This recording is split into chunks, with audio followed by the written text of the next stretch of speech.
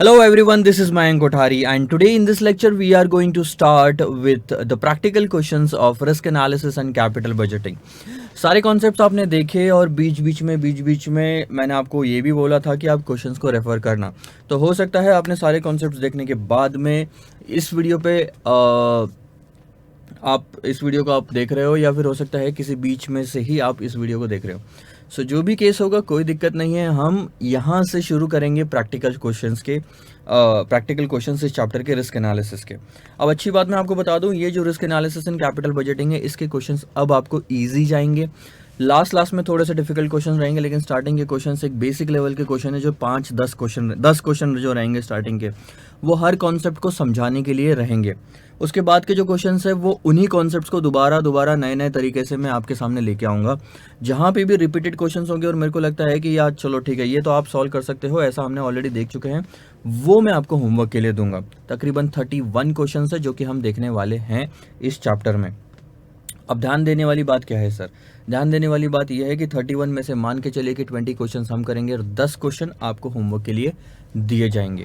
Basic से शुरू करेंगे तो स्टार्टिंग के 5-7 क्वेश्चन आपको ऐसे लगेंगे कि अरे ये तो चैप्टर बहुत इजी है, लेकिन आप ये सारे क्वेश्चन जो है 5-7 स्टार्टिंग के छोड़ के चलिएगा। ये ना आपके एग्जाम में आएंगे और ना ही आपको मतलब एग्जाम में आपके आने वाले नहीं हैं, तो इतना इम्पोर्टेंस आपको उनको देना नहीं है। लेकिन सीखने के लिए, किसी भी शिखर पे पहुंचने के लिए शुरुआत पहले स्टेप से करनी पड़ती है, बट डेस्टिनेशन और अल्टीमेट थिंग वो नहीं होती, ऊपर पहुंचने वाली होती है।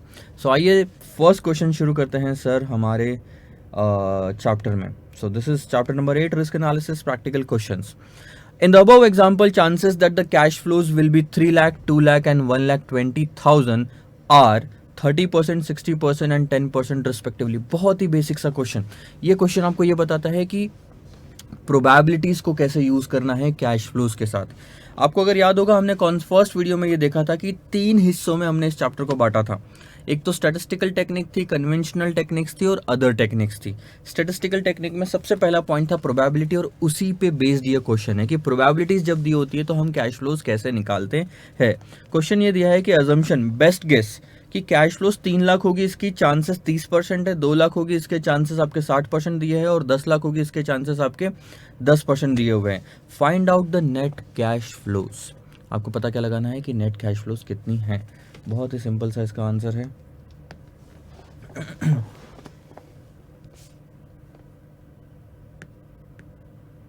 So this is question number 1। Net cash flows कैसे निकालोगे?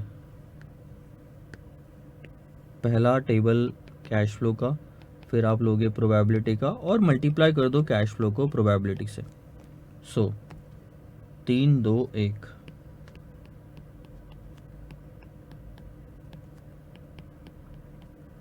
प्रोबेबिलिटीज आपके पास में जो दी हुई है 30, 60, 10, टोटल मिला के हमेशा 100% होना चाहिए। ये एक बार चेक कर लेना। अगर 100% नहीं है तो कहीं ना कहीं आपको कुछ और तरीका अपनाना पड़ेगा उस क्वेश्चन को सॉल्व करने का। सो 3 लाख से 30% को मल्टीप्लाई करोगे तो 90,000 आता है। 2 लाख को करोगे तो 1,20,000 आता है। 1 लाख को करोगे तो आपका 10,000 आता है। अब अगर आप ध्यान दोगे तो 1,20 और 90 होता है 2,10,000 और 2,20,000, यानी आपका एवरेज जो है नेट कैश फ्लोज अगर मैं बोलूँ तो 2,20,000। यानी कि भले ही आपको लग रहा है कि इन 3 कैश फ्लोज आपको क्या लग रहा है कि हो सकता है मेरे अगले साल की कैश फ्लो 3 लाख हो या 2 लाख हो या 1 लाख हो, एवरेज आउट जब आपने किया, considering the fact that probabilities are there, मतलब 30% चांस 3 लाख के हैं तो 3 लाख के करीब रहेगा। 60% चांसेस 2 लाख के हैं, यानी कि आपके जो फाइनल फिगर है वो 2 लाख के बहुत नज़दीक रहेगी। क्यों? क्योंकि मैक्सिमम प्रोबेबिलिटी आपकी 2 लाख के पास में, इसीलिए आपका फाइनल आंसर अगर आप देखोगे तो 2,20,000 आया है। This is the answer to this question. खत्म, और कुछ भी नहीं है इस क्वेश्चन में, और ऐसा क्वेश्चन एग्जाम में नहीं आएगा। सेकंड क्वेश्चन पे ध्यान देते हैं। देखो, possible net cash flows of project A and project B. आपको क्या दिया है कि प्रोजेक्ट ए और प्रोजेक्ट बी, 2 प्रोजेक्ट दिए हुए हैं और उनकी पॉसिबल नेट कैश फ्लोज दिए है और उनकी प्रोबेबिलिटीज भी दिया are given as below. Discount rate आपको दिया है 10% का for both the project. Initially investment, initially नहीं आना चाहिए, this is going to be initial investment, तो ये एक करेक्शन आप यहाँ पे करेंगे। this is initial investment. So for both the project, initial investment is 10,000. Calculate the expected net present value for each project. Which project is preferable?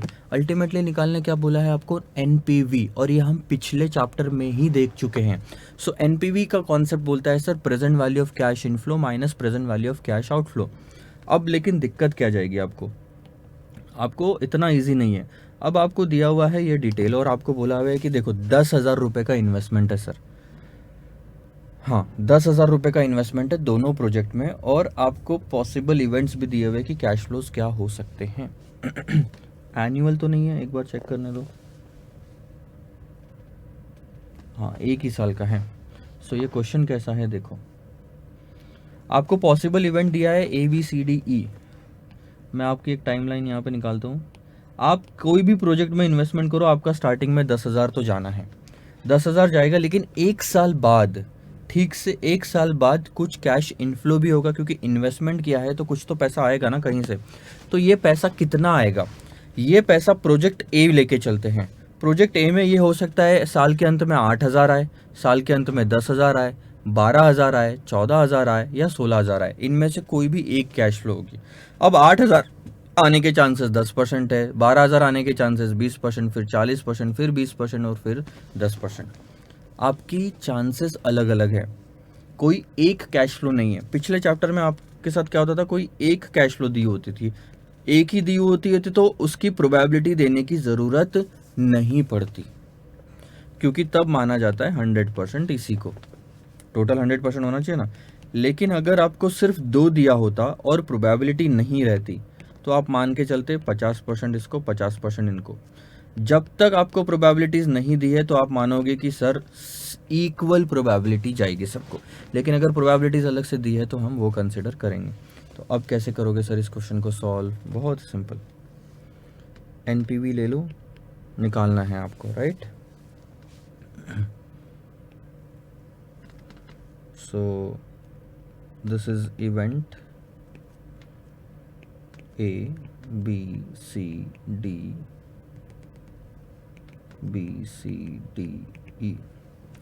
अब हम लेते हैं प्रोजेक्ट ए के cash flows, probability, cash flow into probability.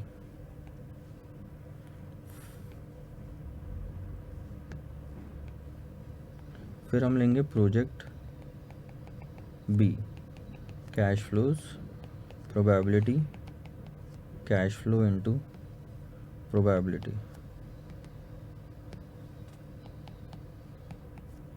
So ध्यान दो, cash flows आपकी project A की कितनी है? 8,000, 10,000, 12,000, 14,000 और 16,000. तो पहले मैंने वो लिख लिया, 8, 10, 12, 14, 16. फिर प्रोबेबिलिटीज़ लिख लेता हूँ कि इनके होने के चांसेस कितने. 10, 20, 40, 20, 10.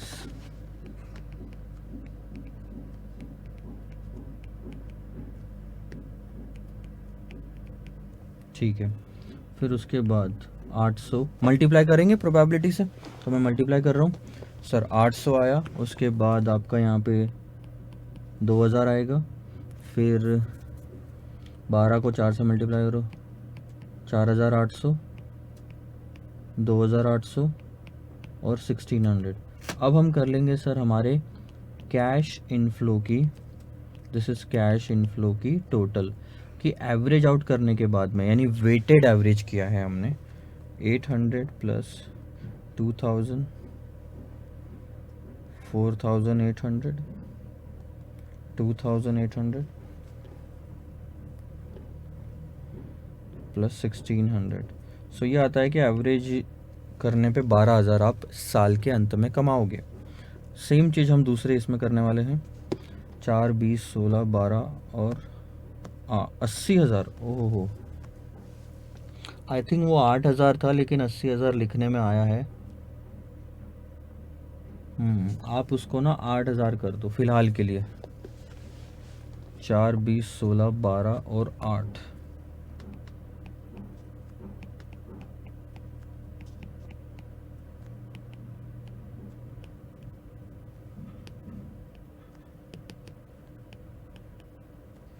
प्रोबेबिलिटीज़ 10, 15, 50, 15, 10।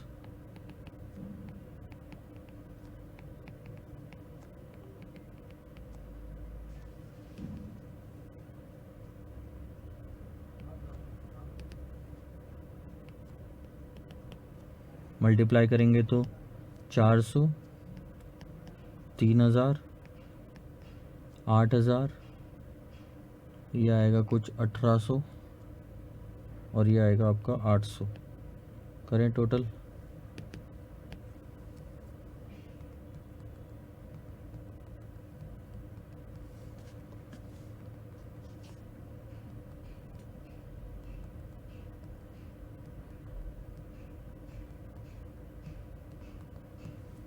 $14,000।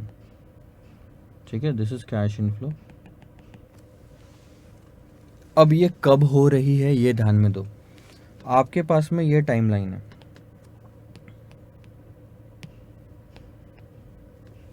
आपके पास में ये टाइमलाइन है। एक साल के अंत में ये आपको प्रोजेक्ट ए में 12,000 का एवरेज मिल रहा है और यहाँ पे प्रोजेक्ट बी में 14,000 मिल रहा है, जबकि प्रोजेक्ट ए में स्टार्टिंग में 10,000 जा रहा है और बी में भी उन्होंने बोला 10,000 जा रहा है। एनपीवी कैसे निकालोगे? एनपीवी आपको स्टार्टिंग में निकालनी है, इस पॉइंट पे निकालनी है। तो जो आउटफ्लो है वो तो इसी टाइम का है, लेकिन इनफ्लो एक साल बाद का है, उसको खींच के लेके आना पड़ेगा एक साल के फैक्टर से। सो आपका एक साल का फैक्टर बनता है यहाँ पे present value factor at 10%, 0.909। Project A में भी 0.909, क्योंकि दो अलग अलग प्रोजेक्ट है, साल तो अंत में एक ही है। मल्टीप्लाई करके आपको आ जाएगा यहाँ पे present value of cash inflow,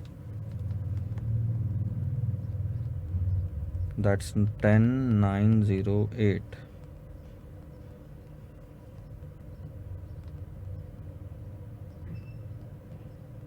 that's 12,726। Present value of cash outflow 10,000।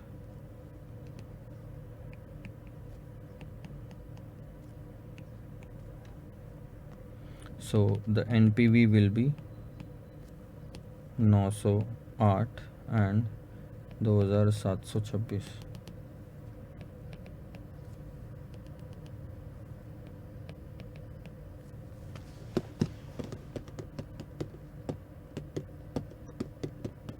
खत्म। ये आपका फाइनल आंसर इस क्वेश्चन का। क्वेश्चन आपको आखिरी में ये भी पूछता है कि सर आपने कौन सा प्रोजेक्ट चूज करना चाहिए। ध्यान अगर दोगे तो प्रेजेंट वैल्यू निकालो और उसके बाद बताओ कि विच प्रोजेक्ट इज प्रिफरेबल। आप एनपीवी के भरोसे कौन सा प्रोजेक्ट और किस बेसिस पे डिसाइड करते हैं कि कौन सा प्रोजेक्ट प्रिफरेबल है? सर जिस प्रोजेक्ट की एनपीवी सबसे ज्यादा होती है वो प्रोजेक्ट हमारा प्रिफरेबल होता है, 2,726 वाला। सो मैं यहाँ पे लिखूंगा project B with higher NPV is preferable. So this is it. This is what the answer of this entire question is. एक सेकेंड होल्ड करना, ठीक है, बढ़े आगे।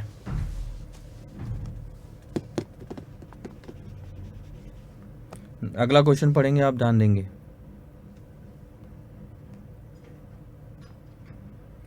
Question number 3, probabilities for net cash flows for 3 year. Probability आपको दी है net cash flow की 3 साल की, 3 years project R S follows. अभी तक मैं आपको बताता हूँ, आपने एक चीज अगर पढ़ी थी स्टार्टिंग में, एक जगह अपन आए थे जहाँ पे हमने सिर्फ एक छोटा सा देखा था। ये क्वेश्चन नंबर 7 थ्योरी में अगर आप देखोगे तो how will you classify expected net present value, expected net present value for single period, और फिर था expected net present value for multi period. अभी देखो मेरे हाथ के पीछे में ना ये थोड़ा सा ऐसा आ रहा होगा, बैकग्राउंड प्रॉपर नहीं आ रहा है। रीज़न मैं बताता हूँ आपको, बैकग्राउंड प्रॉपर इसलिए नहीं आ रहा है क्योंकि मेरे पीछे जो लाइट है ऊपर वो हो गई ख़राब। अब वो ख़राब होने की वजह से मेरे पीछे लाइट ही नहीं पड़ रही है, या सर पे लाइट ही नहीं पड़ रही है, और सर पे लाइट नहीं पड़ने की वजह से या मेरे पीछे अंधेरा या लाइट नहीं आने की वजह से मेरे पीछे छाव आ रही है। इसलिए जब भी मैं ऐसा कर रहा हूँ तो आपको छाव दिखेगी। 1-2 लेक्चर ये चलेगा, मैं ठीक करवाने वाला हूँ, मैंने कह दिया है already, but they are coming and मेरे को आप तक लेक्चर्स भी पहुँचाने हैं, इसलिए मैं रुक नहीं पा रहा हूँ। So they will come and they will fix this issue soon. I am sorry for that. तो आपने पहले देखा expected net present value sir single period का दिया हुआ है, अब नीचे दिया है expected net present value multi period का। तो अगर आपको ध्यान में, अगर आप थोड़ा सा लॉजिक लगाओ, तो अभी जो हमने क्वेश्चन देखा वो था सिंगल पीरियड का, अब हम जो क्वेश्चन देखेंगे वो मल्टीपल पीरियड का है। अभी तक जो क्वेश्चन देखा यहाँ पे आउटफ्लो और 1 साल के बाद में क्या पॉसिबल इवेंट हो सकते हैं, उसको खींच के लेके आया और आउटफ्लो में से माइनस किया तो एनपीवी आ गया। लेकिन अब क्या सर, आउटफ्लो यहाँ पे होगा, 1 साल बाद में 3-4 कैश फ्लो होगी, उसकी एक्सपेक्टेड निकालो, फिर 1 साल बाद में यानी दूसरे साल में 3-4 कैश फ्लो होगी, उसकी एक्सपेक्टेड निकालो, फिर और होगी उसकी एक्सपेक्टेड निकालो, और ऐसा कितनी बार भी चल सकता है। अब बताओ एनपीवी कैसे निकालोगे? बहुत ही सिंपल सा क्वेश्चन रहेगा आपका, यहाँ पे ध्यान देंगे कॉन्सेप्ट समझने के लिए, बहुत ही अच्छी बात। Probabilities for the next cash flows of 3 years, sorry, for the net cash flows of 3 years, a project are as follows. So आपको ईयर 1, ईयर 2 और ईयर 3 की अलग अलग कैश फ्लोज जो होंगी उसकी प्रोबेबिलिटीज और कैश फ्लोज दिया हुआ है, ठीक है।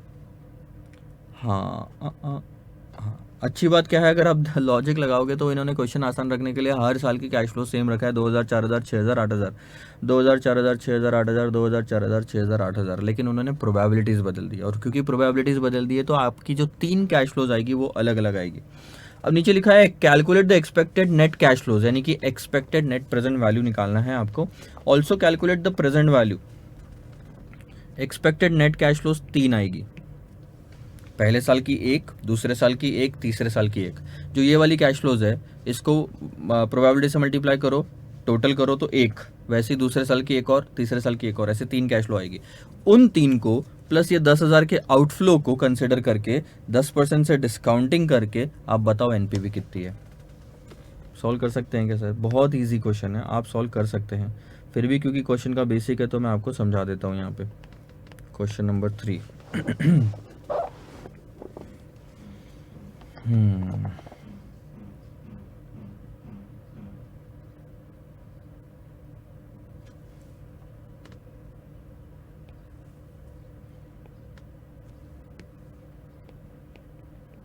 Year 1 cash flows probabilities, cash flow into probability. क्या बोला उन्होंने? 2, 4, 6, 8।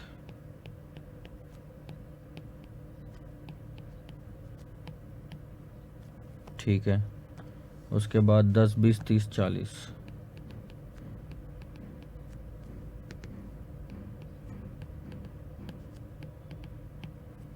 फिर मल्टीप्लाई किया 200,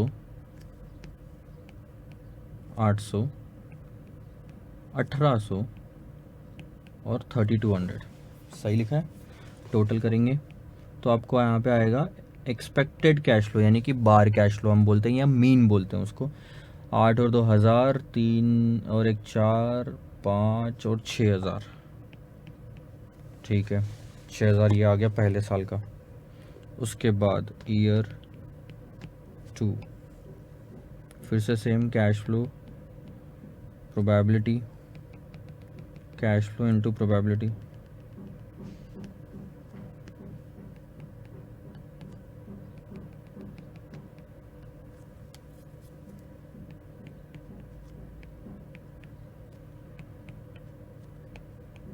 यहाँ क्या बदल रहा है सर? प्रोबेबिलिटीज़ 20, 30, 40, 10।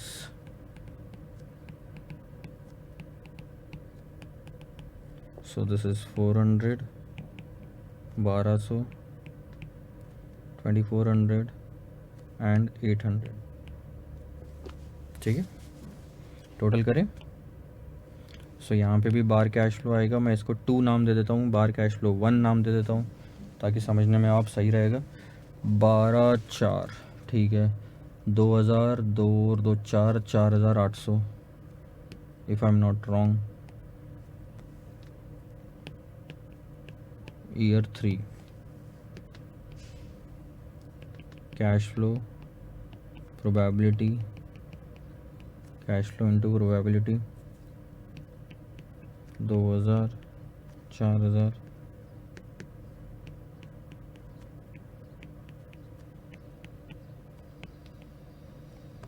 प्रोबेबिलिटीज़ देखो 30, 40, 20, 10।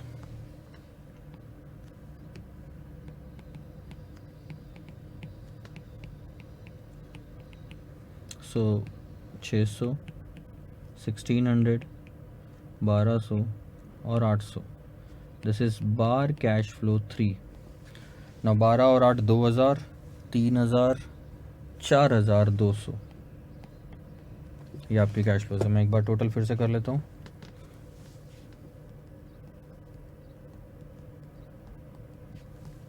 6000. ठीक है, बाकी तो सही होगा. तो ये आपने 3 कैश फ्लोज निकाल ली. अब आप सर बोलोगे कि सर आप एक ही लाइन में निकाल सकते थे, इतनी जगह आगे में छोड़ी क्यों? छोड़ने का पर्पज़ है क्योंकि चौथा और पांचवा क्वेश्चन भी हम इसी वर्किंग के साथ में सॉल्व करेंगे. अब आती है बारी calculation of net present value. Net present value आप हमेशा जैसे निकालते थे वैसे ही निकालना है सर. 10% का प्रेजेंट वैल्यू फैक्टर और प्रेजेंट वैल्यू कितना फैक्टर बोला है उन्होंने? 10% बोला है. सो ईयर 0, 1, 2, 3. इसके अलावा हमारे क्वेश्चन में कुछ है क्या बताओ? हम किसी भी प्रोजेक्ट में जो इन्वेस्टमेंट करने वाले हैं उसमें इन्वेस्टमेंट कितना जा रहा है हमारा? 10,000 रुपये. एट 1 0 टाइम फैक्टर 1 होता है तो आपका ये 10,000 रुपये का इन्वेस्टमेंट फिक्स हो गया. लेकिन इसके बाद अगले साल हमको कौन सी कैश फ्लो मिलेगी? कितनी होगी हमारी कैश फ्लो अब? 6,000 जो हमने एक्सपेक्टेड निकाला. फिर 4,800 और फिर होगी आपकी 4,200 जो हमने निकाला है प्रोबेबिलिटीज़ को ध्यान में रखते हुए. 6,000, 4,800 और 4,200 फैक्टर्स लेंगे तो 0.909. सर आप इतना कैसे एक एक्यूरेसी के साथ लिख लोगे इसको? क्योंकि मुझे 10% का याद हो गया बच्चा. मैं पढ़ा रहा हूँ कम से कम 5 साल से. तो ये सब चीज़ें अपने आप याद हो जाती है, बहुत सारी चीज़ें. सो 0.909826751. हाँ, हो सकता है कहीं मैं गलतियाँ करूँ, मिस्टेक्स कैलकुलेशन की हो सकती है. तो अगर कहीं कैलकुलेशन की मिस्टेक होगी तो it's like I am really very sorry for that, but you should make the changes. क्योंकि अल्टीमेटली जो हुआ सो हुआ, चेंजेस करना ज़रूरी है. मोर मुझे इन्फॉर्म भी करो ताकि उस वीडियो को मैं फिर से रिकॉर्ड करके उसमें करेक्शन कर सकूं. तो यहाँ पे आपका आएगा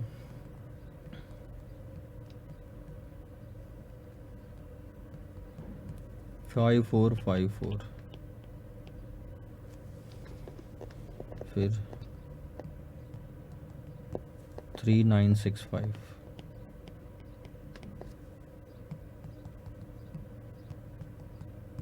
3154.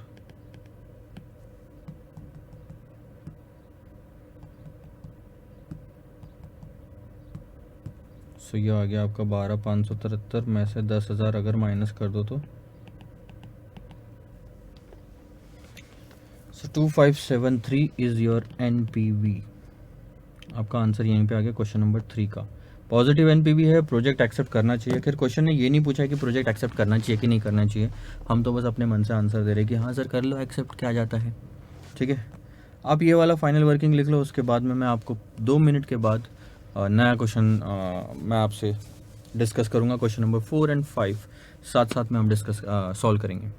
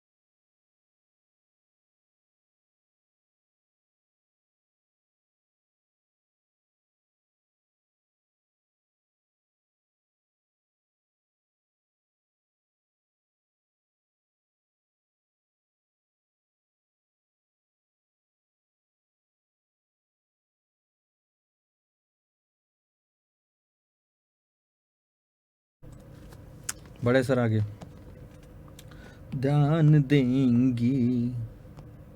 क्वेश्चन नंबर 4 और 5 देखिए, धीरे धीरे हम क्या कर रहे हैं, मैं आपके साथ में क्या कर रहा हूँ ये भी मैं बताता हूँ। धीरे धीरे मैं आपको इस क्वेश्चन के तह तक लेके जा रहा हूँ, एक एक कॉन्सेप्ट्स पे क्वेश्चंस करा के आपको वो कॉन्सेप्ट्स रिवाइज करवा रहा हूँ। कुछ 12 क्वेश्चन के बाद में आपके रियल क्वेश्चंस चालू हो जाएंगे, मतलब ये रियल क्वेश्चंस अभी आप मान के चलो क्वेश्चन नंबर 6 से चालू हो जाएंगे, जहाँ पे एग्जाम में आने के भी चांसेस बढ़ जाते हैं। आगे देखेंगे, calculate the variance and standard deviation on the basis of figure given in question number 3। जो क्वेश्चन 3 हमने देखा उसके अंदर में जो फिगर्स दी है उसके बेसिस पे वैरिएंस और स्टैंडर्ड डेविएशन आप निकालोगे। उसके बाद में calculate the coefficient of variation based on the figure of question number 3 and 4। अब यहाँ पे आपका पहला वाला जो स्टैटिस्टिकल टेक्निक है वो पूरी तरह से खत्म हो जाएगा अगर ये 3 कॉन्सेप्ट हमने और पढ़ लिए तो। उसके बाद में रिस्क एडजस्टेड डिस्काउंटिंग रेट और ये वो सब चल आगे चालू होएगा। अब सर क्वेश्चन नंबर जो 3 हमने देखा है उसमें जो फिगर्स दी है, कैश फ्लोज दी है, उसको ध्यान में रखते हुए बताओ कि वैरिएंस और स्टैंडर्ड डेविएशन क्या है। सबसे पहले रिवाइज कराता हूँ वैरिएंस का कॉन्सेप्ट क्या होता है। वैरिएंस का मतलब होता है कि जो भी मीन फिगर आपने निकाली है, आपका मीन निकला है या बीच की फिगर निकली है, एक्सपेक्टेड वैल्यू निकली है, उससे कितना डेविएट होगा। अब पहले तो हम फॉर्मूले से आंसर निकालेंगे और उसके बाद में मैं आपको बताऊंगा कि उसको इंटरप्रीट कैसे करते हैं रियल लाइफ में। सो कॉन्सेप्ट क्वेश्चन तो सॉल्व करना ज़रूरी है लेकिन समझना उससे ज़्यादा ज़रूरी है। सो क्वेश्चन नंबर 4 में हम निकालेंगे स्टैंडर्ड डेविएशन एंड वैरिएंस। तो सबसे पहले वैरिएंस की बात करते हैं। Variance is nothing but cash flows minus bar cash flows, पहला स्टेप। उसके बाद पहले तो आप डेविएशन निकालते हो कि मीन से हर कैश फ्लो कितना दूर है। उसके बाद आप करोगे स्क्वायर, स्क्वायर के बाद आप मल्टीप्लाई करोगे प्रोबेबिलिटी से, प्रोबेबिलिटी से मल्टीप्लाई करने के बाद में आप कर दोगे टोटल। ये हो गया आपका वैरिएंस। क्योंकि 3 अलग अलग साल में 3 तरह की कैश फ्लोज दी है तो हमारे यहाँ पे क्वेश्चन में 3 वैरिएंस आएंगे और 3 स्टैंडर्ड डेविएशन आएंगे।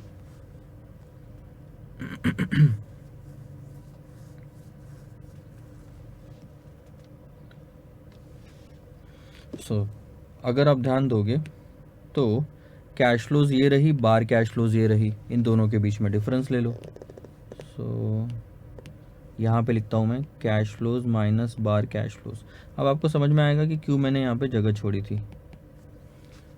सो 2000 में से 6000 गए माइनस 4000, फिर 4 में से 6 माइनस 2000, फिर 6 में से 6 गए 0 और 8 में से 6 गए 2000।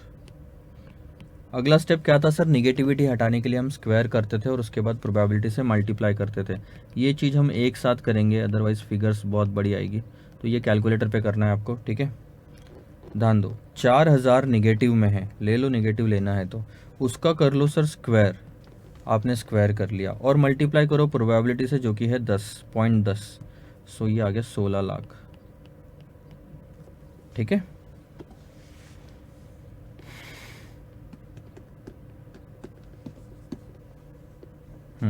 फिर ऐसे ही 2000 के साथ करेंगे हम, 2000 निगेटिव है उसका कर लो स्क्वायर, मल्टीप्लाई करो प्रोबेबिलिटी से तो वो आएगा 0.20, सो दैट्स 8 लाख।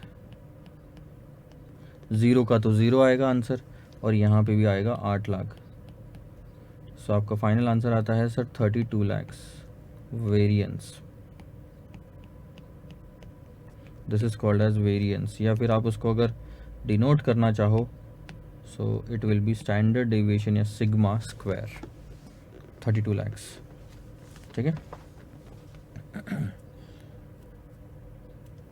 सेम चीज़ आपको यहाँ पे रिपीट करनी है।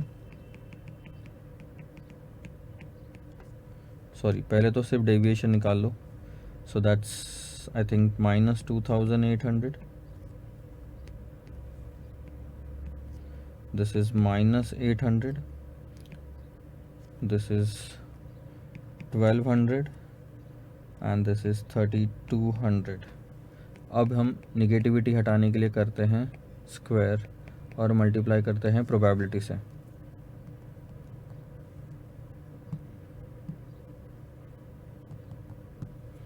$1568,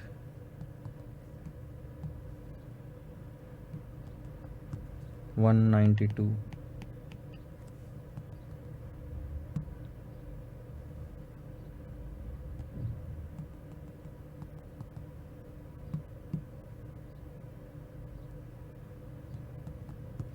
576,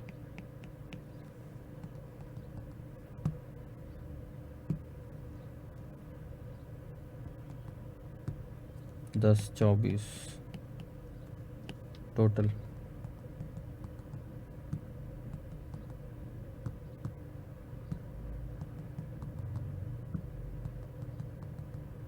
सो दैट्स 3360,000 और ये है आपका सिग्मा स्क्वायर 2 ले लेता हूँ, ये 1 ले लेता हूँ, मतलब फर्स्ट ईयर का वेरिएंस, सेकंड ईयर का वेरिएंस।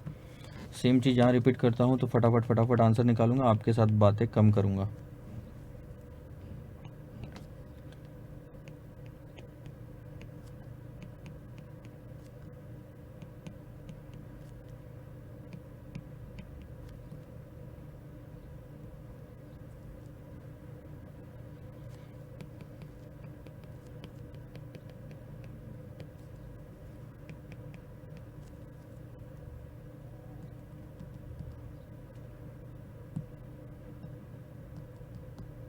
$1452,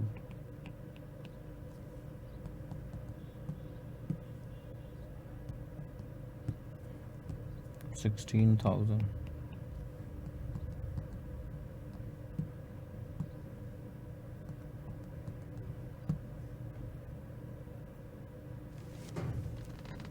1800 का स्क्वायर है 3240 into 0.20, 6,48,000।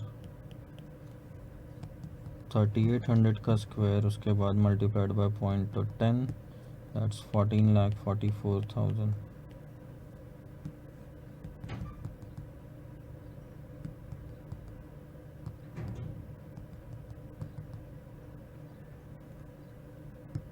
$35,60,000। This is variance for third year. ठीक है,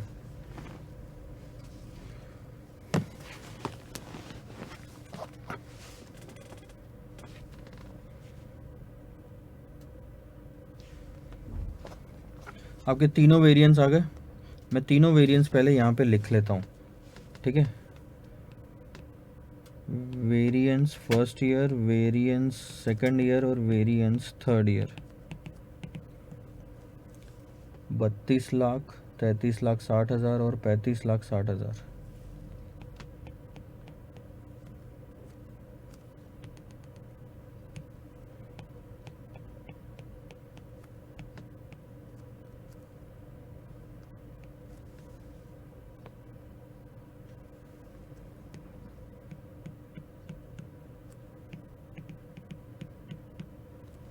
$35,60,000 ये हो गई कहानी। अब बात करते हैं सर स्टैंडर्ड डेविएशन की पहले तो, और फिर आखिरी में मतलब बताऊंगा स्टैंडर्ड डेविएशन को कैसे इंटरप्रीट करते हैं। Standard deviation is nothing but the square root of variance, ये हमने पढ़ा था। क्यों ये स्क्वायर रूट करते हैं सर? जो एक्स्ट्रा स्क्वायर वाली स्टेप दी थी ना आपने निगेटिविटी हटाने के लिए, उसको रिमूव वापस कर सकते हो उस स्टेप को स्क्वायर रूट डाल के। 2 का स्क्वायर होता है 4 और वापस ये स्क्वायर का इफेक्ट हटाना है तो 4 को स्क्वायर रूट कर दो तो आता है 2।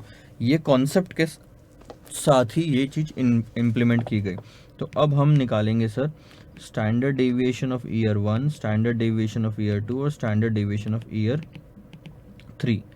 तो वो होगा sir square root of 32 lakhs, square root of 33,60,000 and square root of 35,60,000 करो। जब आप स्क्वायर रूट करेंगे तो आंसर आता है 1788.85। सो मैं उसको 1788.85 लेता हूँ। उसके बाद 33,60,000 का स्क्वायर 1833.03,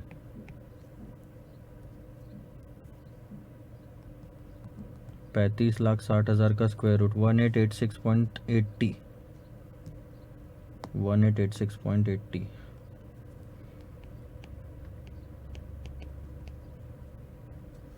ठीक है,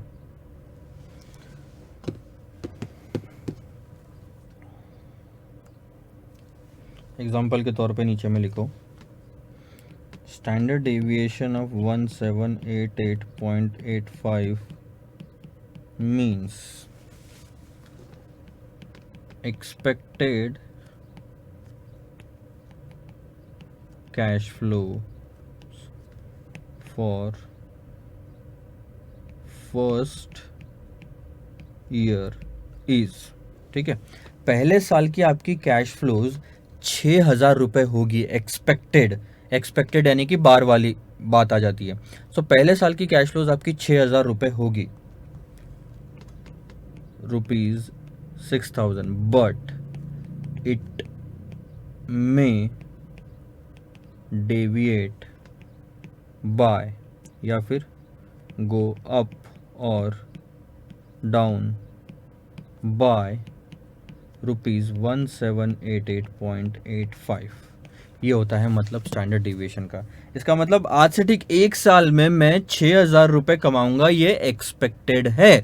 मुझे कैश इनफ्लो 6,000 रुपये की होगी, ये एक्सपेक्टेड है। लेकिन ये 6,000 रुपये 1788.85 से ऊपर भी जा सकता है, 1788.85 से नीचे भी आ सकता है। So this is going to be the range. 6,000 रुपये होगी, लेकिन वो 1788.85 से ऊपर भी जा सकता है और 1788.85 से नीचे भी जा सकता है। सो कहीं ना कहीं इस लिमिट के अंदर में जो मैंने रेड लाइन निकाली है, आपकी expected cash flow for first year होगी।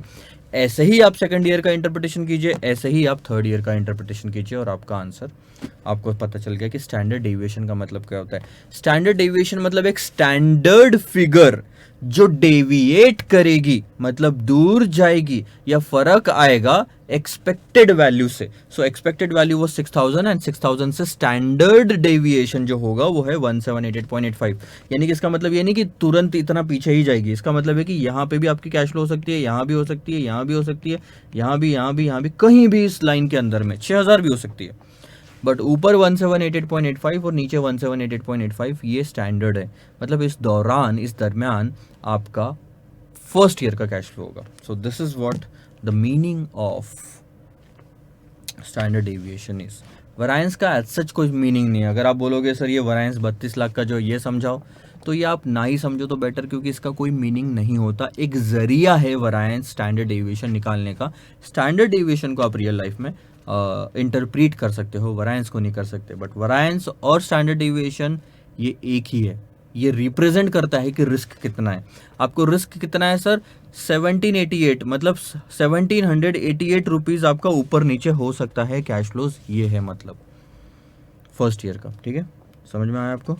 आगे बढ़े सर कि आप लिख लोगे? ठीक है, लिख तो लोगे, आपको स्लाइड्स मिल जाएगी। Question number 5। क्वेश्चन नंबर 5 में पूछा गया है कोएफिशिएंट ऑफ वेरिएशन निकालो।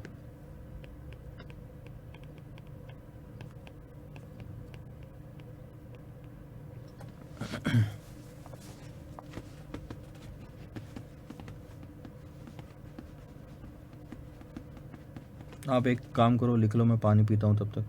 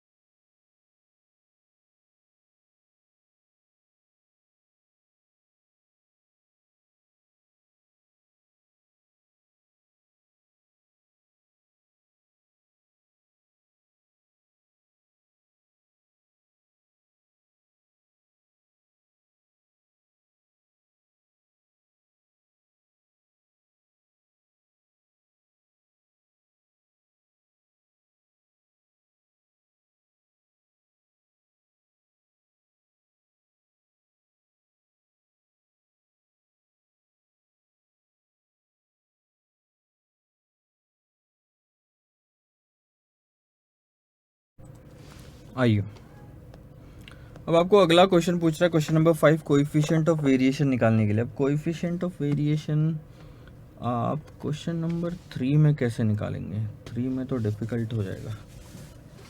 3 में आपको 3 अलग अलग साल दिए हुए हैं, 3 में नहीं निकल सकता। इन्होंने क्या बोला है यहाँ पे, calculate the coefficient of variation based on the figure of question number 3 and 4। 3 में तो नहीं निकल सकता, तो मेरे को ना एक बार देखने दो, 2 मिनट होल्ड करना बस।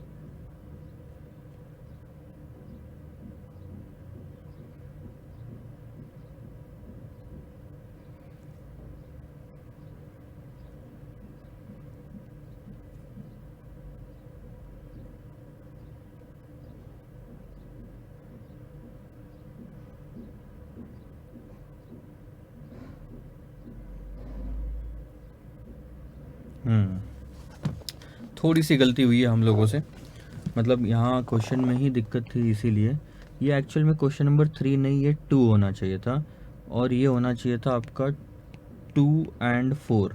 यानी कि हमको जो डेटा निकालना था स्टैंडर्ड डेविएशन और वेरिएशन का, वो क्वेश्चन नंबर 2 यानी प्रोजेक्ट ए और बी का डेटा लेके निकालना था। सो हमने थोड़ी सी गलती कर दी। और हाँ, प्रोजेक्ट ए और बी में आपका कैश क्या बोलते हैं, स्टैंडर्ड डेविएशन निकालना या कोएफिशिएंट ऑफ वेरिएशन निकालना पॉसिबल है।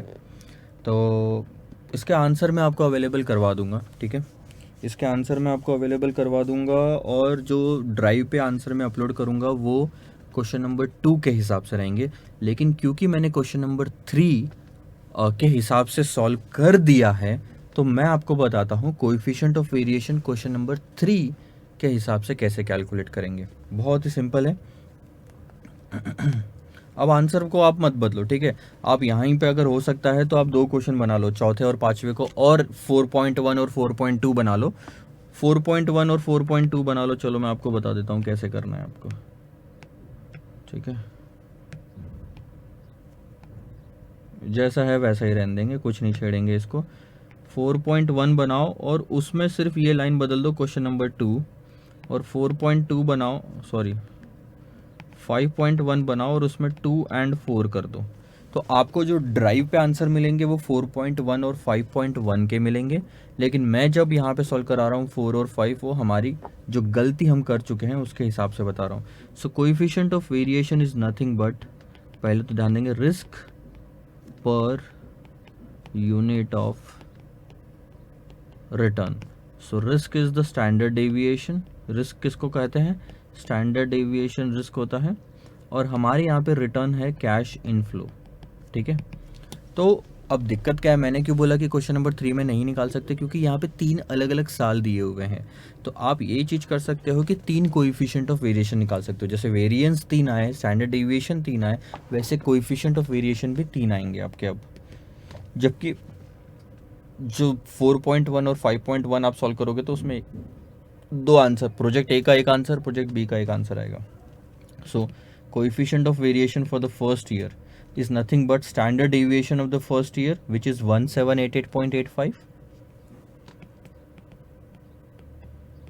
divided by the cash inflow for first year, that is 6000 ही थी ना, ये रही 6000, और ये आपका आंसर आ जाएगा।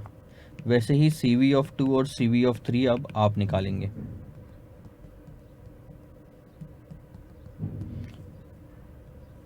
दैट्स 0.30 ले लेता हूँ क्योंकि 29 है, 8 है, सो 0.30 ले रहा हूँ। इसका मतलब क्या पता है, 1 रुपए के इनफ्लो के लिए 0.30 यानी 30 पैसे का रिस्क आप उठा रहे हो।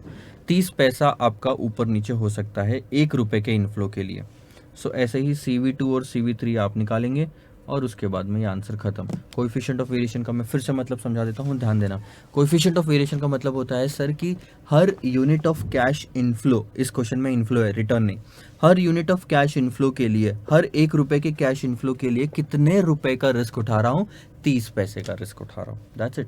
ये 30 पैसा ऊपर नीचे हो सकता है, यानी कि 1 रुपये अगर मैं बोल रहा हूँ कि आ सकता है, इसका मतलब वो 1 रुपये 30 पैसे तक या 70 पैसों तक, 1 से लेके -30 या +30, सो 0.70 से 1.30 के बीच में कुछ भी वो एक्चुअल कैश फ्लो हो सकता है। बोलने के लिए तो 1 रुपये बोल रहा हूँ, लेकिन एक्चुअल में जो होगा वो थोड़ा डेविएट करेगा। सो this is what the meaning of the coefficient of variation is. Just note down this answer. 2 minute ले लो, फटाक से नोट डाउन कर लो। CV2 CV3 आप निकाल लो यहीं पे।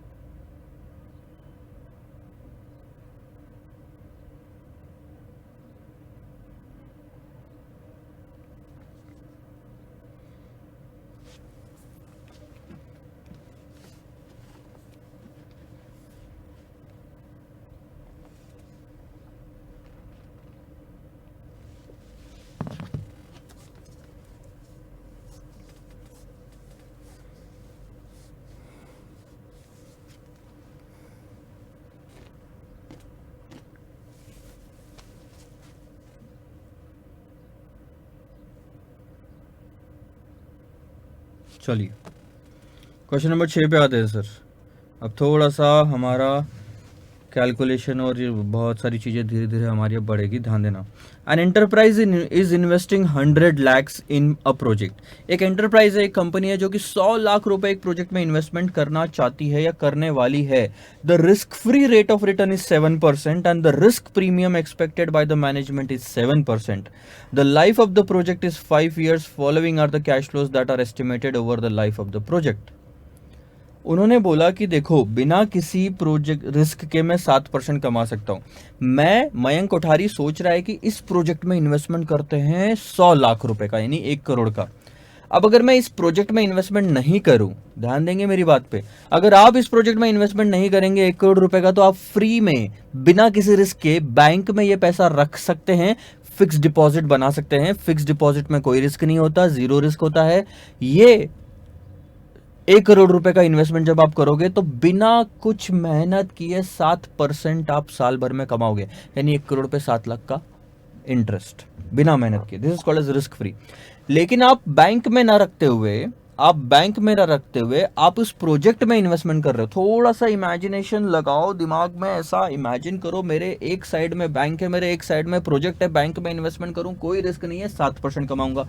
लेकिन इस प्रोजेक्ट में इन्वेस्टमेंट करूं तो रिस्क है, और इस प्रोजेक्ट में इन्वेस्टमेंट करने में मिनिमम 7% तो मिलना ही चाहिए, क्योंकि बिना रिस्क के 7% मिल रहा, तो और इस कहीं पे भी इन्वेस्टमेंट करो 7% कम से कम है। अब क्योंकि इस प्रोजेक्ट में मैं रिस्क उठा रहा हूं, तो रिस्क उठाने का भी मेरे को रिटर्न एक्स्ट्रा चाहिए। ठीक है, तो इतनी सी चीज आप समझ रहे हैं क्या? This is bank, this is project.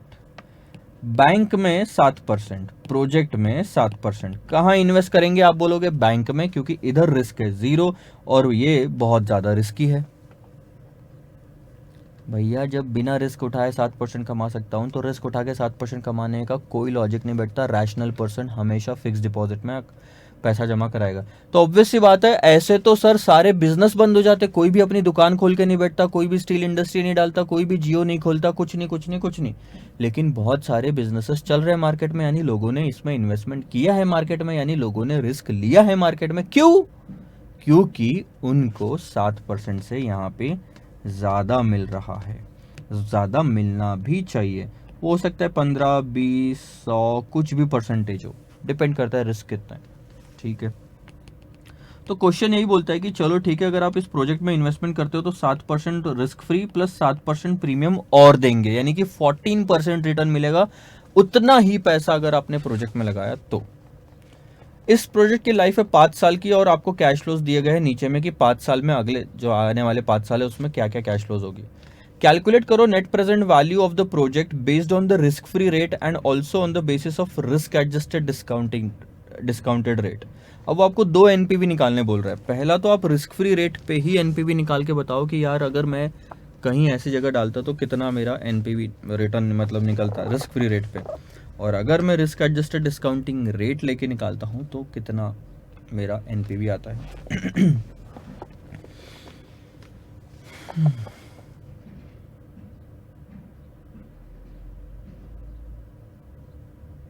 Risk free rate पे एनपीवी निकालने का कोई लॉजिक मेरे को समझा नहीं, क्यों निकालेंगे?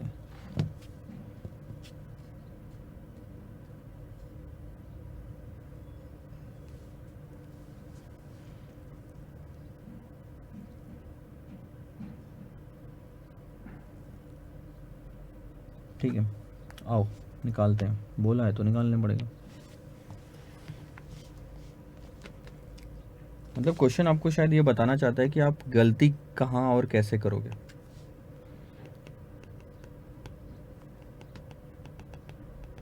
एनपीवी सर बहुत ही सिंपल, एनपीवी कैसे निकालते हो? Year cash flows present value factor at 7% and present value. Zero से शुरू करोगे, 1 2 3 4 5, कितना इन्वेस्टमेंट किया? 100 लाख का, और ज़ीरो टाइम का फैक्टर 1 होता है 100। फिर कैश फ्लोज ले लेंगे, 25 60 75 80 65,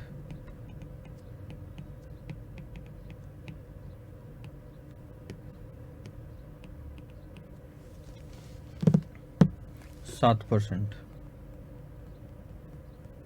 0.935, 0.873, 0.816, 0.763, 0.713।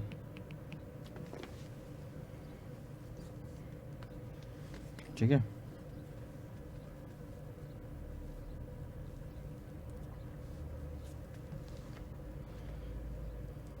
मल्टीप्लाई करते हैं, 25 इंटू 0.935, 23.375,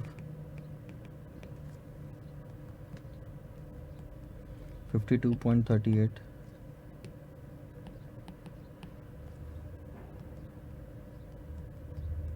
61.20,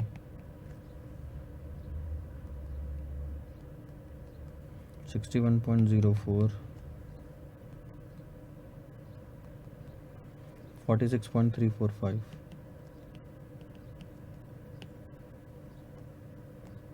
एनपीवी आ जाएगी आपके यहाँ पे।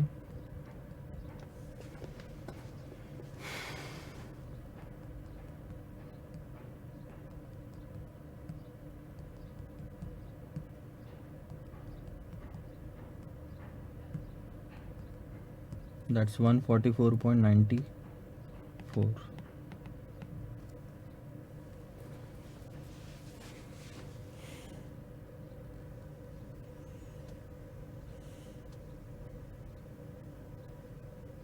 ठीक है, एनपीवी पॉजिटिव आ रही है आपकी।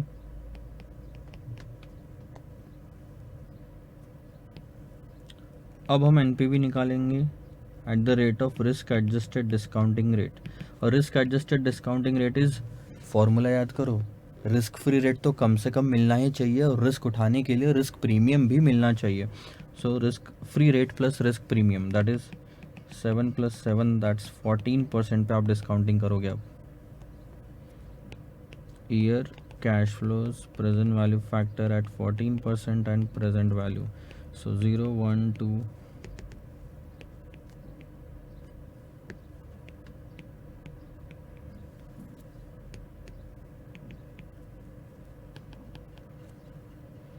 25 60 75 80 65, कैश फ्लोज वही रहेंगे।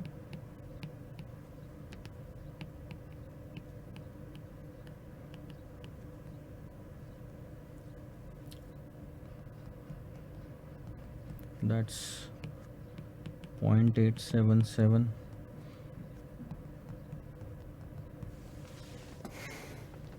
0.769, 0.675, 0.592, 0.519। प्रेजेंट वैल्यू मल्टीप्लाई करें, 21.925,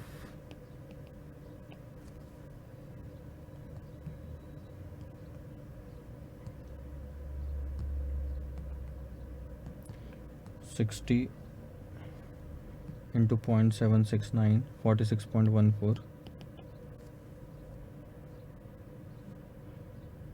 75 into 0.675, 50.62,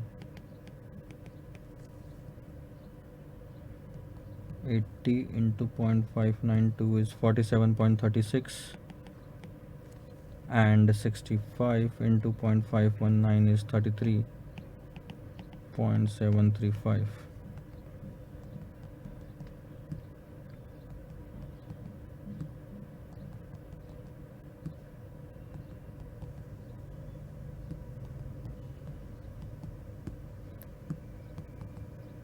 So that's 99.785.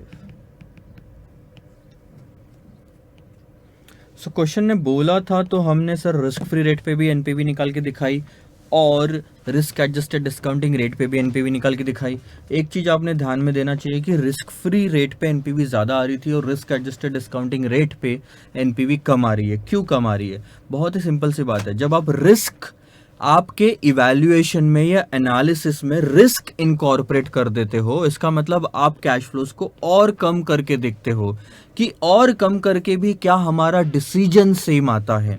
अब इस केस में अगर आप देखेंगे तो 7% डिस्काउंटिंग करने पे एनपीवी पॉजिटिव आई, आपने 14% लिया यानी कि रिस्क इनकॉर्पोरेट किया और फिर देखा तो भी एनपीवी आपकी पॉजिटिव ही आ रही है। यानी अभी भी आप क्या डिसाइड करोगे कि प्रोजेक्ट एक्सेप्ट करना चाहिए। क्यों? क्योंकि एनपीवी आपकी पॉजिटिव आ रही है। आई बात आपको समझ में ये चीज? ठीक है, बढ़े आगे। बस और क्वेश्चन ने कुछ बोला नहीं है, आगे कुछ बोला होता तो मैं आपको और उसका सोल्यूशन देता। So question number 6 is also completed. Question number 7 देखो, अब 7 है सर्टेनिटी इक्विवेलेंट अप्रोच पे। अब सर्टेनिटी इक्विवेलेंट अप्रोच क्या कहता है ये आपको समझना जरूरी है। सर्टेनिटी इक्विवेलेंट अप्रोच कहता है कि सर अनसर्टन कैश फ्लोज होती है, क्योंकि कैश फ्लोज में रिस्क होता है। फिर से मैं बताता हूँ, आप इस प्रोजेक्ट को देखिए। If investment proposal is 45 lakh, कोई भी प्रोजेक्ट में आपको अपने जेब से 45 लाख रुपए डालने हैं और रिस्क फ्री रेट है 5% का। कैलकुलेट करो net present value under certainty equivalent technique. अब वो बोलता है कि नेट प्रेजेंट वैल्यू निकालो सीई टेक्निक का यूज करके। सीई टेक्निक क्या बोलती है? सीई टेक्निक बोलती है कि सर आप ये जो कैश फ्लोज एस्टिमेट करते हो ना, आगे के 4 साल के कैश फ्लोज जो एस्टिमेट किए, इसमें रिस्क होता है। गारंटी के साथ बोलो इतने कैश फ्लोज होंगे, होंगे क्या? नहीं हो सकते सर, गारंटी नहीं दे सकता मैं। ये तो मेरा एस्टिमेट है, ये तो मैं सोच के बता रहा हूँ कि अगले साल मेरे इंटर एफएम के इको के 1000 बच्चे होंगे, उसके अगले साल 2000 होंगे, उसके अगले साल 4000 होंगे। ये तो मैं अपने मन से बता रहा हूँ, ठीक है, बता तो रहा हूँ मैं, लेकिन गारंटी दे सकता हूं क्या? नहीं। यानी कि इस एस्टिमेशन में रिस्क है। अब क्योंकि इस एस्टिमेशन में रिस्क है, सर्टेनिटी इक्विवेलेंट अप्रोच बोलता रिस्क जिसमें होता है उस फिगर्स के साथ में डिसीजन कभी नहीं लेना। तो अगर आपको डिसीजन लेना है कि इंटर एफएम के वीडियोस रिकॉर्ड करने चाहिए, क्लासेस बेचनी चाहिए, तो पहले तो ये बताओ सर्टन नंबर ऑफ स्टूडेंट कितने होंगे। आप ये उसमें से रिस्क हटा दो। 1000 बोला ना आपने पहले साल, आप बताओ कम से कम कितने खींच खींच के लेके आ जाओगे? सर 250 तो लेके ही आ जाऊंगा कंफर्म। अगले साल 500, अगले साल 600, अगले साल 800। ये वो फिगर है जिसमें रिस्क नहीं है और गारंटी के साथ मैं बोल सकता हूं, तो इसको कहते हैं सर्टन।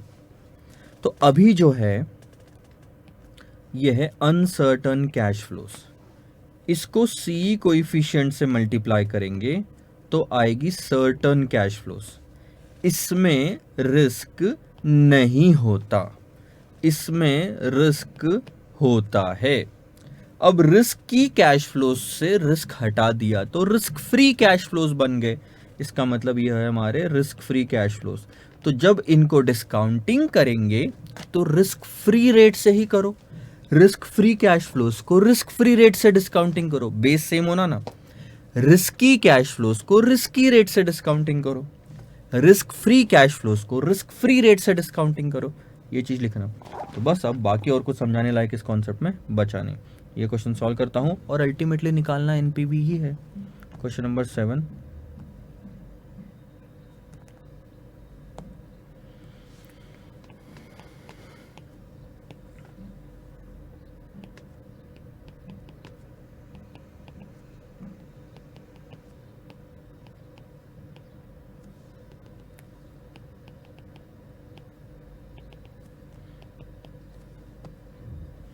इन्वेस्टमेंट है 45 लाख का और 4 साल।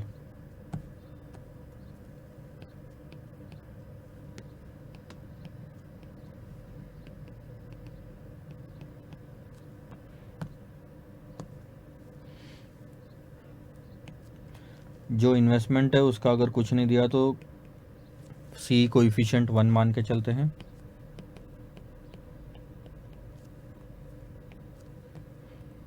पाँच %,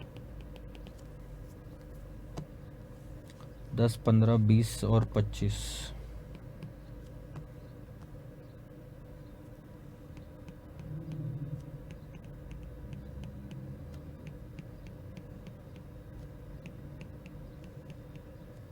ठीक है, सी कोएफिशिएंट 90, 85, 82 और 78।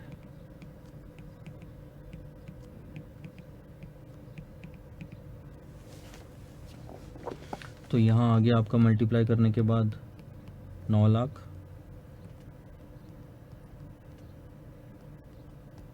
12,75,000,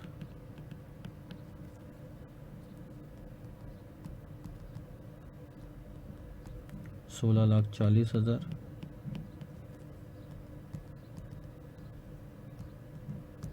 19,50,000। 5% से क्या किया आपने, रिस्क की कैश फ्लो से रिस्क हटा के रिस्क फ्री में कन्वर्ट कर दिया। अब रिस्क फ्री कैश फ्लोज को डिस्काउंटिंग करोगे रिस्क फ्री रेट से। 0.952, 0.907, 0.864, 0.823 मल्टीप्लाई करेंगे इसके बाद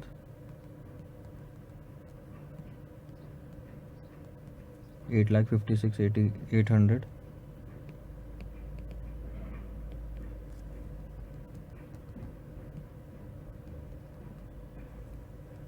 11,56,425,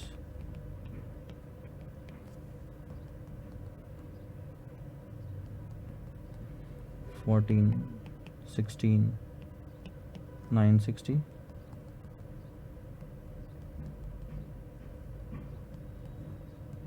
16,4,850 टोटल कर लूँगा तो मेरी एनपीवी आ जाएगी, कहानी ख़त्म।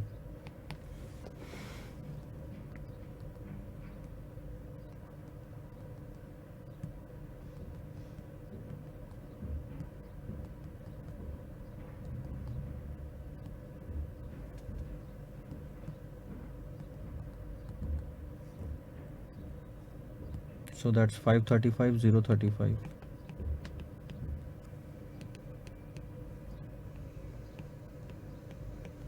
ध्यान दो, एक चीज़ कंफर्म है, यहाँ पे नीचे मैं एक सेंटेंस लिखूँ, मैं बताता हूँ, आप लिखो तो सही।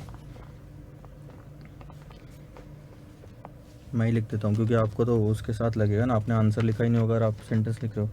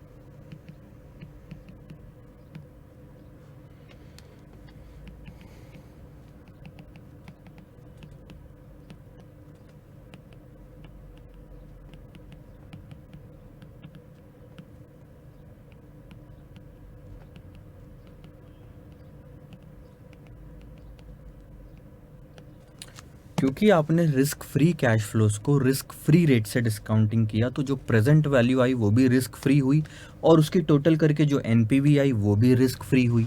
अब रिस्क फ्री मतलब इतना एनपीवी तो गारंटीड है आपको होगा ही, और जब दिख रहा है गारंटीड प्रॉफिट पॉजिटिव आ रहा है तो प्रोजेक्ट एक्सेप्ट करने में दिक्कत क्यों?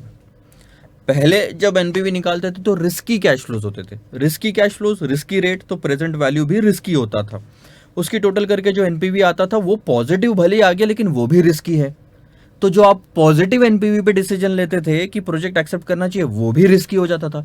मतलब रिस्की डिसीजन लेते थे, भले ही अभी पॉजिटिव दिख रहा है लेकिन रिस्क ज़रूर है, इसमें रिस्क नहीं है।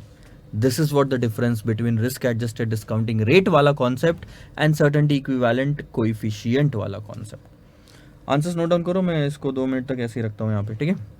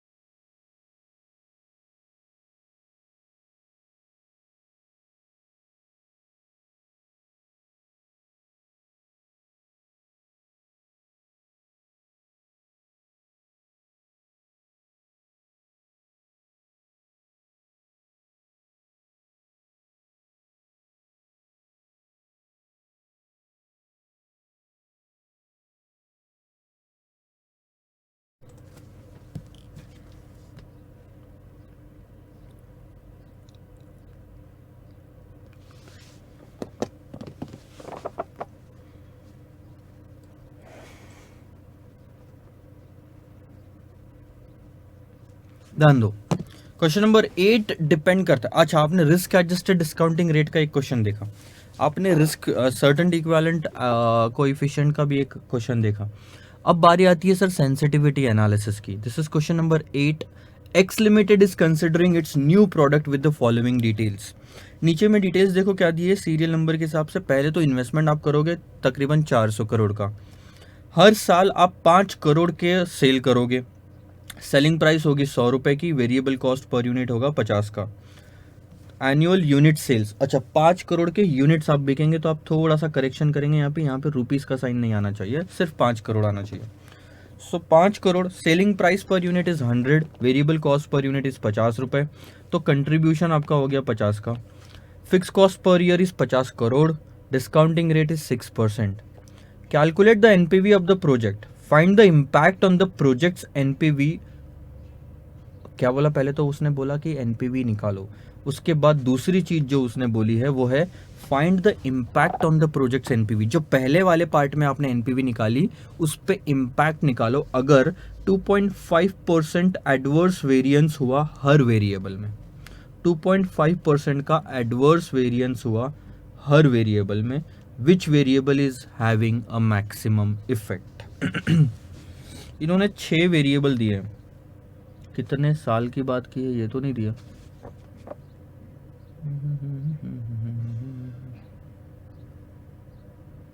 Annual unit, selling price, discounting पर, चलो ठीक है मैं पता करके बताता हूँ। इन्होंने आंसर में कुछ लिया होगा तो वहाँ से पता चलेगा।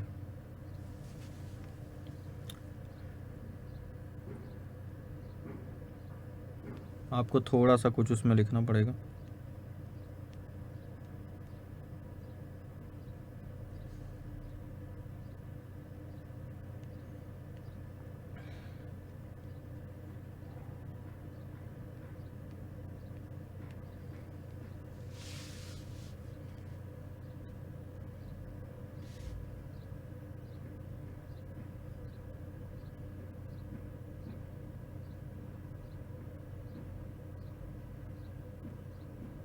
तीन साल कहीं लिखा है क्या 3 ईयर्स है? इन्होंने क्वेश्चन में भी कहीं नहीं लिखा, इसलिए अपन से भी वो चीज़ छूट गई है। यहाँ पे आप लिखो लाइफ, 7th पार्ट लिख लो, life 3 years.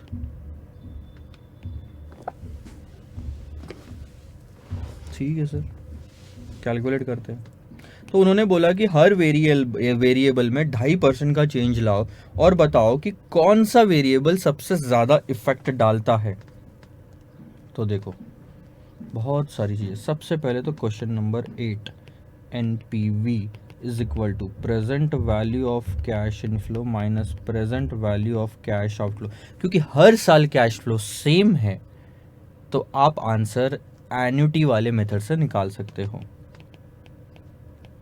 Annuity multiplied by present value annuity factor, कितने परसेंट से? 6% से 3 साल के लिए, माइनस इनिशियल इन्वेस्टमेंट। सो एन्युटी कैसे निकालोगे ये भी ध्यान दो। पहले तो सेलिंग प्राइस लोगे, उसमें से वेरिएबल कॉस्ट माइनस किया तो कंट्रीब्यूशन आएगा। कंट्रीब्यूशन को आप यूनिट से मल्टीप्लाई करोगे तो आपका टोटल कंट्रीब्यूशन आएगा। अब ये बड़े वाले इसमें से ये हटा दो। अब आप मल्टीप्लाई करोगे सर फिक्स कॉस्ट से। फिक्स कॉस्ट से मल्टीप्लाई करने के बाद में माइनस करेंगे।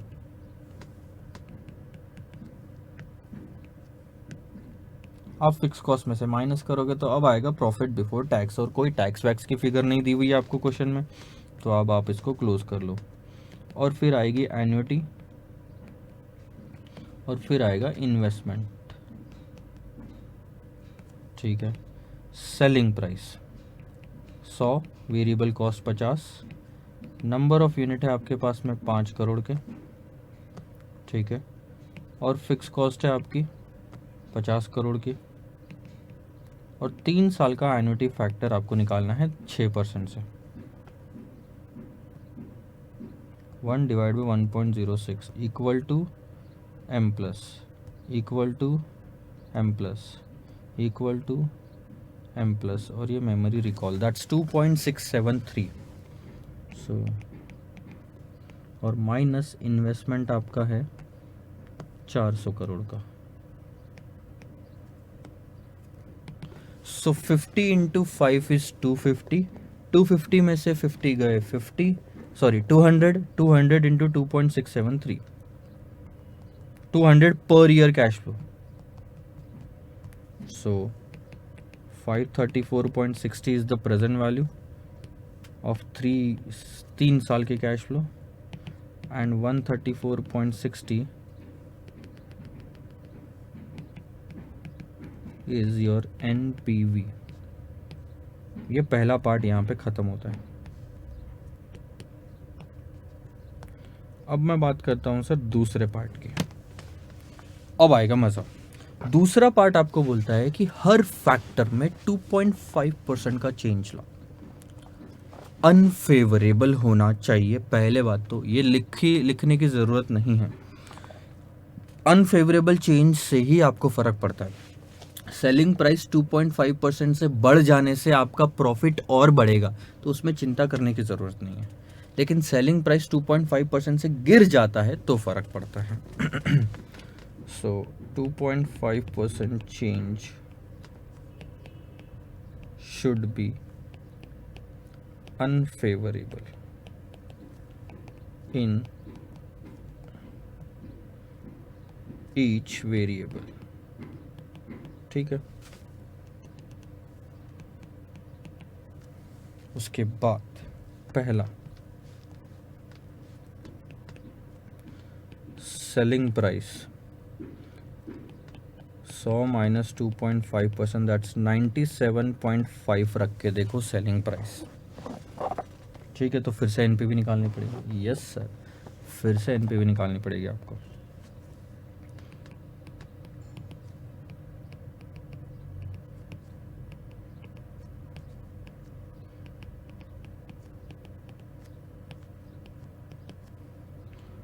टू 2.673।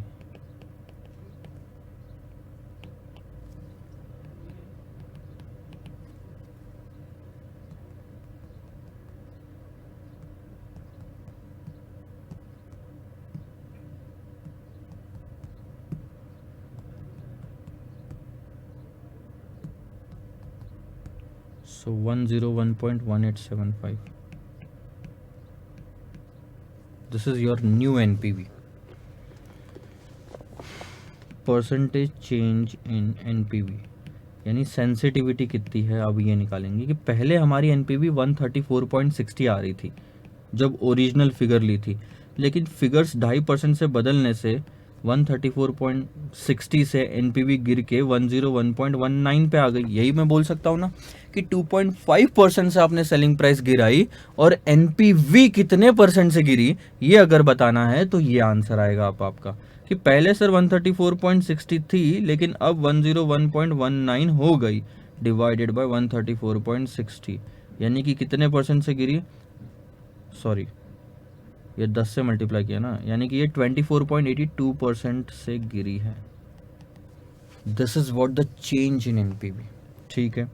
दूसरा फैक्टर, वेरिएबल कॉस्ट 50 रुपए था, वेरिएबल कॉस्ट बढ़ने से आपका नुकसान होता है, तो वेरिएबल कॉस्ट अगर आपको बढ़ाना है तो ये हो जाएगा 51.25, 2.5% बढ़ा दो।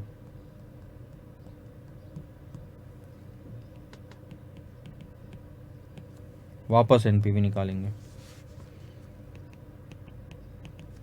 अब बाकी सारी चीज़ें आपने सेम रखनी है, 100 माइनस 51.25। सर आपने एनपीवी सेल्स तो बदल दिया था, 97 कर दिया था, गलत। वो सेल्स सेलिंग प्राइस बदली थी तब किया था, लेकिन अगर दूसरा फैक्टर आप बदल रहे हो तो बाकी सारी चीज़ें सेम रखनी है। सो 100 माइनस 51.25 इंटू 5 माइनस 50, बड़ा वाला ये आएगा यहाँ पे,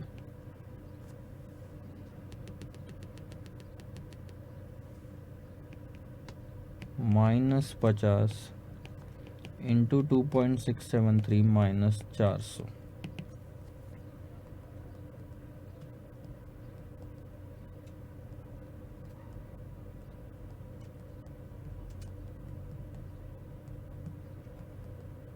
सो नई एनपीवी आती है 117.89 and percentage change in NPV कितना आता है कि पहले हमारी थी 134.60, लेकिन वेरिएबल कॉस्ट अगर हमने 2.5% से बढ़ा दी तो 134.60 से गिर के 117.89 हो गई. तो परसेंटेज चेंज विल बी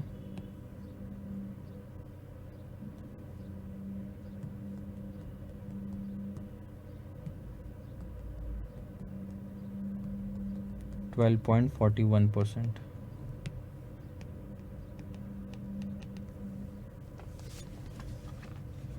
ऐसे करके हर फैक्टर में आपको 2.5% का अनफेवरेबल चेंज निकालना है. आखिरी में मैं डिसीजन बताऊंगा क्या होता है. सो थोड़ा लंबा प्रोसीजर है, सब कुछ रिपीट करना पड़ रहा है.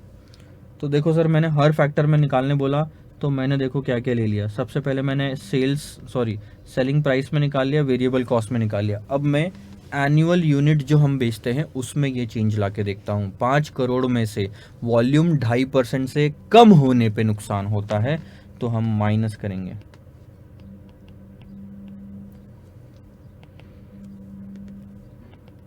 5 माइनस 2.5%, 4.875 करोड़. तो NPV 100 minus 50 into 4.875 minus 50 into 2.673 minus 400. सो 50 इंटू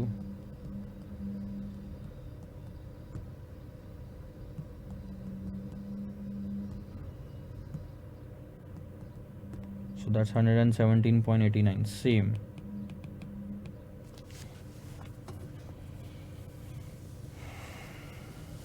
इसमें तो कोई फर्क पड़ा ही नहीं.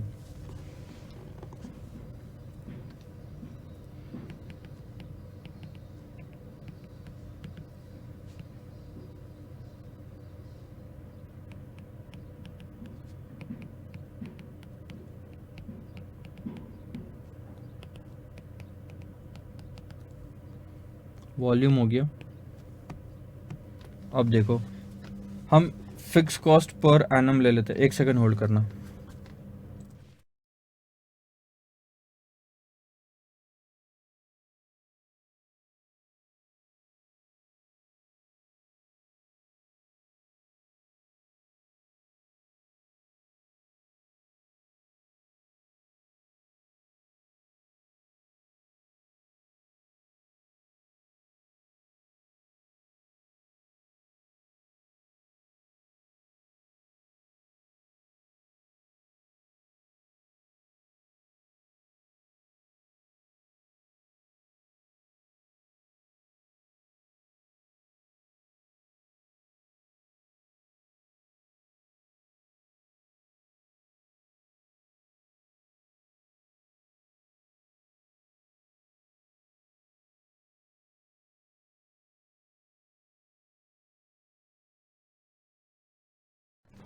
ध्यान देंगे सर. अब हम बढ़ाते हैं fix cost per year. Cost बढ़ने से नुकसान होता है, सो 2.5% से कॉस्ट हम बढ़ाएंगे.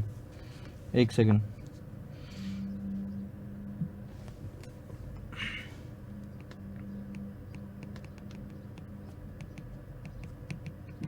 ₹50 करोड़ थी, 2.5% से बढ़ाओ तो 51.25 करोड़ हो जाएगी. एनपीवी फिर से निकालेंगे. 100 माइनस 50 इंटू 5 माइनस 51.25 इंटू 2.673. अब तो याद हो गया. माइनस 400. तो 250 माइनस 51.25 इंटू माइनस 400. सो ये आता है आपका 131.26.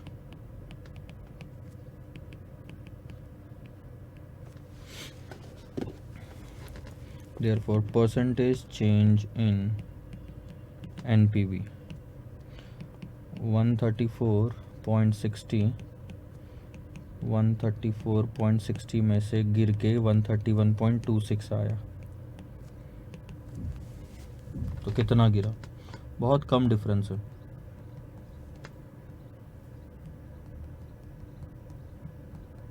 दैट्स 2.48%। एक बार फिर से चेक कर लेता हूँ। 50 + 2.5%, दैट्स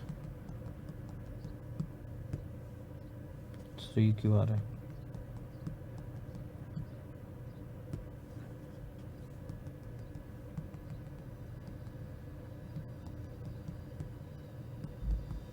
$51.25।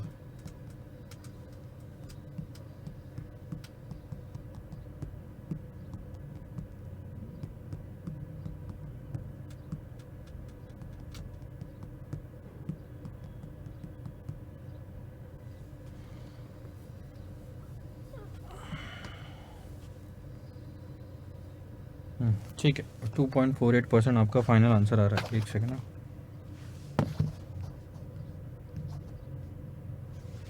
2.48% आपका फाइनल आंसर आ रहा है। तो ये हो गया सर फिक्स कॉस्ट में। ठीक है, एक एक करके ख़त्म करते हैं। अब डिस्काउंटिंग रेट बढ़ने से आपको नुकसान होता है। डिस्काउंटिंग रेट कम होने से एनपीवी नहीं गिरती, डिस्काउंटिंग रेट बढ़ने से एनपीवी गिरती है। सो डिस्काउंट रेट आपका ऑलरेडी 6% है, इसमें 2.5% ऐड करके 8.5 बिल्कुल मत करना, बिकॉज 2.5% चेंज बोलता है। 6 + 2.5%, दैट 6.515% करके देखो, तो एनपीवी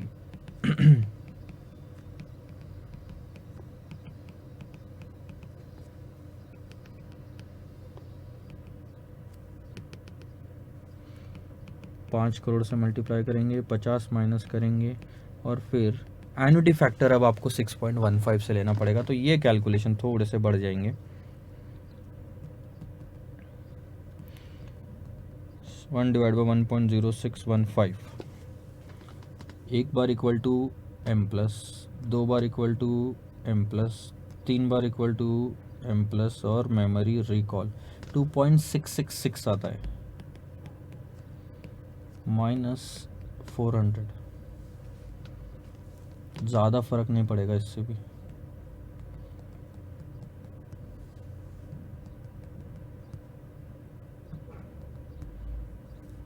$133.20 ना के बराबर फ़र्क है।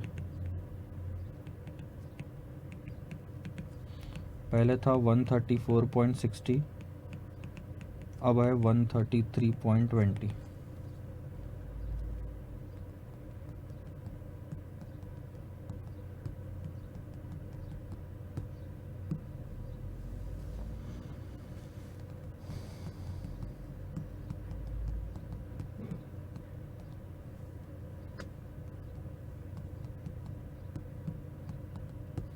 %1.04। ठीक है, उसके बाद का फैक्टर अभी दो और है। इनिशियल इन्वेस्टमेंट को 2.5% से बढ़ा दो, तो एनपीवी क्या आएगी? 100 - 50।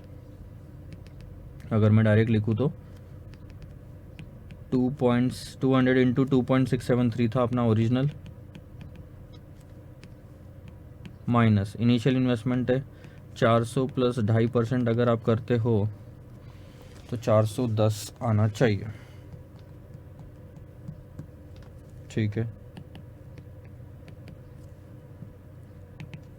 तो आंसर आता है हमारा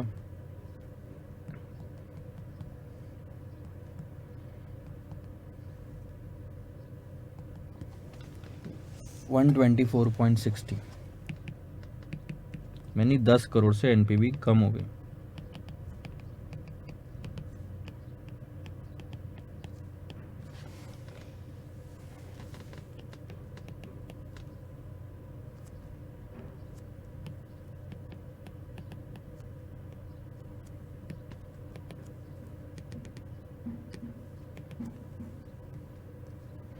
So 10 divided by 134.60 into 100, that's 7.43%.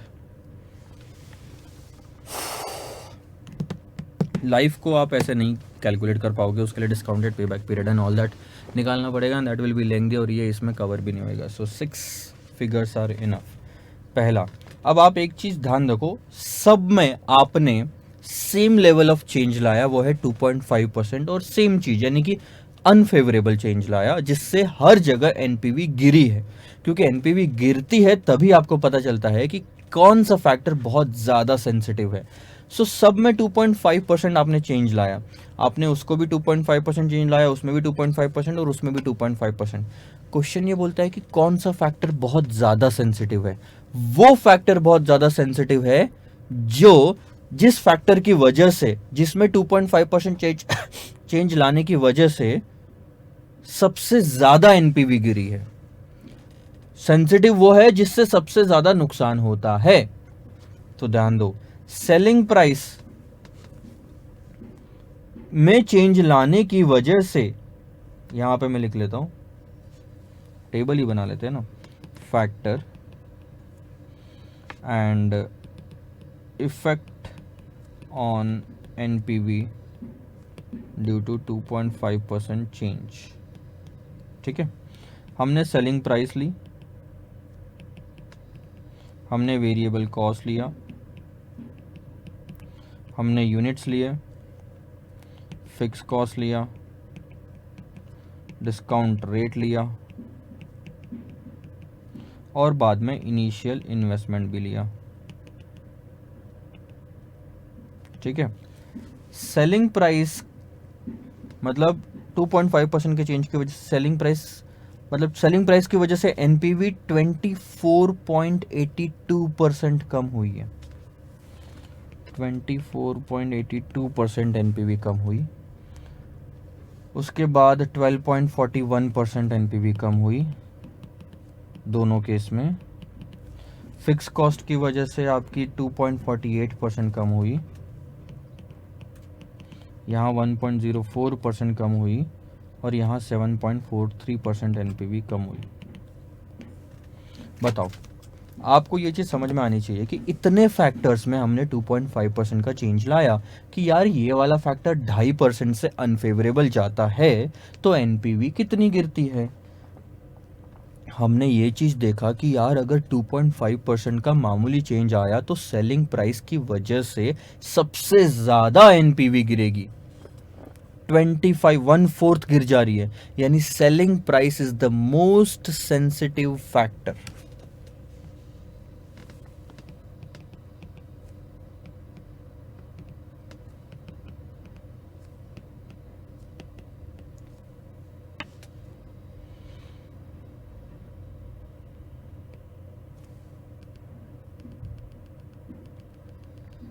Since NPV is reduced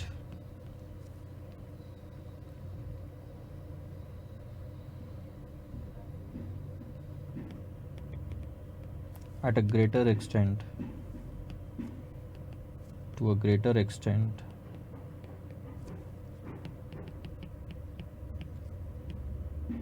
due to selling price, it is the most sensitive factor। मतलब आपको ध्यान रखना पड़ेगा इस चीज़ का कि सेलिंग प्राइस में फ्यूचर में कोई भी बदलाव आया अनफेवरेबल तो आपकी एनपीवी जो आपने कैलकुलेट की, जिसके बेसिस पे आप डिसीजन एक्सेप्ट कर रहे हो, उस पर बहुत बड़ा इम्पैक्ट पड़ने वाला है, बहुत भारी नुकसान हो सकता है थोड़ा सा सेलिंग प्राइस में चेंज आया तो भी। So this is what the meaning of sensitivity. Sensitivity पे और 2 क्वेश्चन हैं आगे हम देखेंगे। सो फिलहाल के लिए हम सिर्फ इतना ही लेते हैं। अगला क्वेश्चन आपका प्रोबेबिलिटी के बेसिस पे है।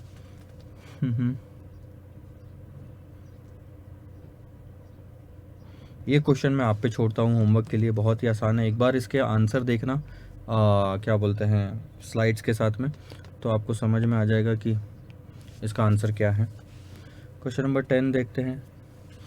क्वेश्चन नंबर 10 मैं कराऊंगा सर। क्वेश्चन नंबर 10 से आगे हम नेक्स्ट लेक्चर में करेंगे। सो फिलहाल के लिए क्वेश्चन नंबर 9 तक ही रखते हैं। नेक्स्ट लेक्चर में हम मोस्ट प्रोबेबली 10 से लेके 15-16 तक की कोशिश करेंगे कंप्लीट हो जाए। 31 क्वेश्चन से ज़्यादा क्वेश्चन मेरे ही हिस्से में आने वाले हैं क्योंकि वैरायटी है क्वेश्चंस में। So stay connected and stay excited. मेरे क्वेश्चन सॉल्व करने के पहले आपने क्वेश्चन सॉल्व करना बहुत ज़्यादा ज़रूरी है अगर आपको सीखना है तो, एग्ज़ाम में पास होना हो तो। वरना आप पागल वहाँ बैठ के किसी को नहीं बना सकते, ना मुझे, ना अपने पेरेंट्स को, ना एग्ज़ाम में ICI को। आप सिर्फ खुद के साथ ही धोखा करोगे अगर आपने ये या प्रॉपर अप्रोच फॉलो नहीं की तो। आप अपने हिसाब से अपने को कंट्रोल करो। Bye bye, see you.